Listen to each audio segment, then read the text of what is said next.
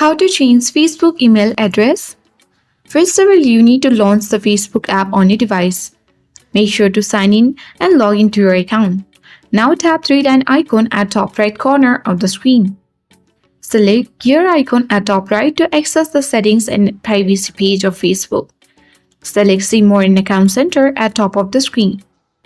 Now you need to choose Personal Details under Account Settings.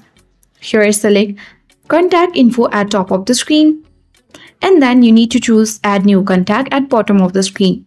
Now on this page, select Add Email Address. Enter the email address and you need to choose your Facebook account. After that, check mark your Facebook and tap on the Next button. Then a code will be sent to your email address. Simply you need to check that code and enter the code here. Then you need to tap the Continue button, and after a while you will see that the new email address has been added on your Facebook account, and later you can easily delete the previous one by tapping and holding and tapping the Delete button. In this way you can easily change the Facebook email address. Hope this video helped you. If you are new to our channel, hit the like button and subscribe for more tech and tips videos. Thank you for watching and see you in the next video.